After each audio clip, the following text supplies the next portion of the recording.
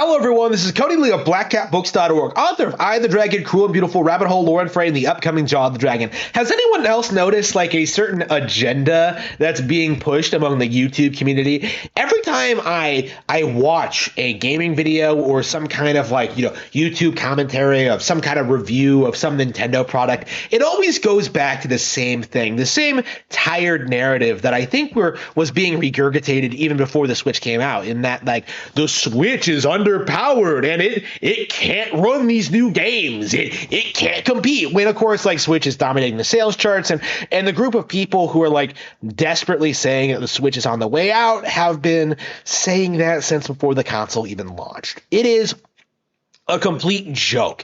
And I really wonder just how often these guys just obsessively just hate the Switch. I've casually been watching RGT videos, seeing him raging and seething at Nintendo over essentially nothing. I've been a casual observer of the Gaming Brit show and people like Review Tech USA, it's interesting to see how these radically different people with these radically different ideologies, their approaches to making video game content, they all seem to push this very clear agenda that Nintendo is bad. They really do think that the Switch is an unusable piece of hardware in 2022, and that it's on the verge of being replaced. And of course, if you've been following these people for any length of time, that the lies about the Switch Pro were circulating since before the Switch was even announced, right?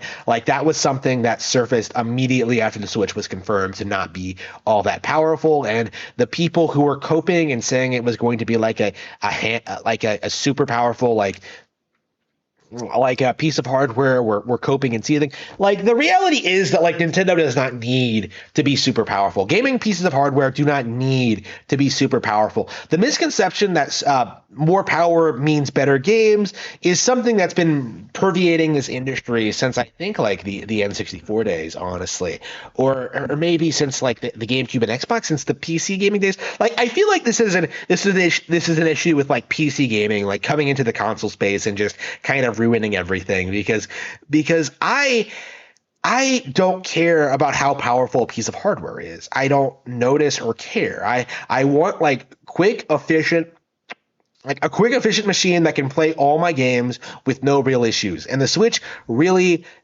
fulfills that need, unlike consoles like the Xbox or the PlayStation or my PC, right? The Switch is the superior piece of hardware. Even just thinking from a clearly,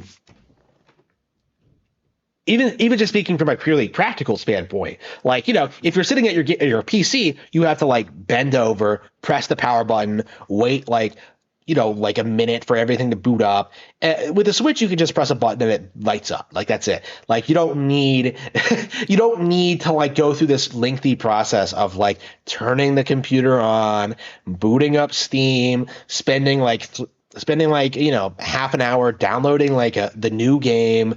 You just have the game already. You have the game physically already on Switch with maybe a small patch, and you're good and ready to play. The experience is just superior on Nintendo hardware. And you don't really see people talk about that, do you? You don't see people talk about the ease of local multiplayer or the superiority of Nintendo exclusive franchises, or just the wider range of games that are exclusive to Nintendo hardware. You don't hear people talk about the unique functionality, the entire genres of games that don't exist on PC, including stuff like Ring Fit Adventure, right? A fitness rhythm action game, right? You don't see people talk about how Nintendo is the only company that innovates or does anything new. You just see people cope about Half-Life 3 and how Crysis, and how consoles couldn't run Crysis when it first released in 2007, which I think says more about the game's optimization than anything about the hardware. But I personally am sick and tired of this. This is one of those things that I am just 100% just done with. Okay.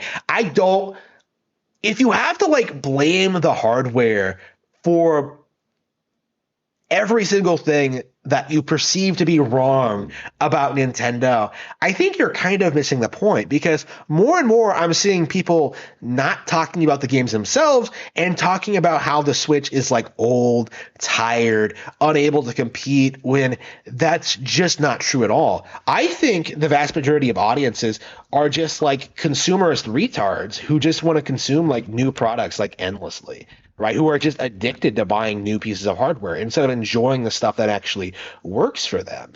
You know what I mean? I don't think you should be replacing your video game hardware every couple of years. You know, like I think the Nintendo method of releasing a console and then like having you play it and enjoy it for like, a decade or so or longer, in my case, in several instances, like I think that is the way to go.